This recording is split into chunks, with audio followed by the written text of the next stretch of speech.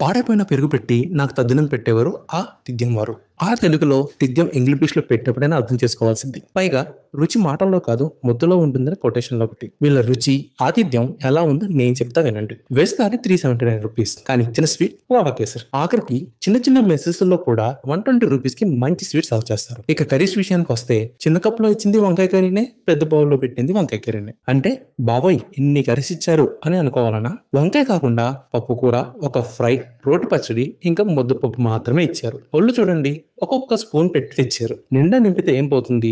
Normal గానే వేరే ఏ restaurant లో అయినా ఏ ఐటమ్ బాగున్నా లేకపోయినా అప్పడం బాగుంటుంది. ఎందుకంటే మాక్సిమం రెడీమేడ్వి ఫ్రై చేసి ఇస్తారు కాబట్టి. ఇక్కడ అప్పడం కూడా బాలేదు. రసం ఓకే ఓకే అనిపించింది. సాంబార్ ట్రై చేయాలనిపించలేదు. ఇక పెరుగు మాత్రం ఫ్యాన్సీగా కొండలో తెచ్చి వేశాడు. ఒక్క ముద్ద తినంగానే వామిటింగ్ సెన్సేషన్ వచ్చింది. వీళ్ళ ఆతిథ్యం ఎంత గొప్పగా ఉందంటే పూరి వద్దని ఆర్డర్ చెప్పినప్పుడే చెప్పాం. ఆయన అది ఇచ్చారు. ఒక్కసారి కూడా ఏ ఐటెం కావాలని అడగలేదు. పైగా మనమే పిలిచి అయ్యా అమ్మా అన్నం పెట్టండి తల్లే అని అడుక్కోవాలి. వాళ్ళ పాకింగ్ వాడు పాన్ పరాకు వేయకుండా సర్వీస్ చేయడు. కొంతమంది అనొచ్చు అక్కడే గొడవ చేయొచ్చు గాని నేను అక్కడ సీన్ చేసి ఉంటే ఈ రెస్టారెంట్ గురించి మీకు తెలిసేదా? ఇదే మాట మీరు పెయిడ్ ప్రమోషన్ చేస్తున్న కొంతమంది ఫేక్ ఇన్ఫ్లుయెన్సర్స్ ని అడగగలరా? ఎవరేమనుకున్నా ఎన్ని బ్యాడ్ కమెంట్స్ పెట్టినా మా మిషన్ మాత్రం ఆగదు. ఒకటే చెప్తున్నా, మీ ఫుడ్ లో దమ్ముంటే ప్రమోషన్స్ చేయించండి. అంతేగాని ఆకాశం కంటే ప్రైసెస్ పెట్టి పాడైపోయిన ఫుడ్ పెట్టి కామన్ పీపుల్ ని లూట్ చేయాలనుకుంటే మాత్రం ఊరుకో. సర్వీస్ ఛార్జ్ రిమూవ్ చేశాక మాకు టోటల్ గా ₹951 అయింది. మా రివ్యూస్ మీకు హెల్ప్ అవుతాయి అనుకుంటే సబ్స్క్రైబ్ అవ్వండి. నేను మీ బకాసురా.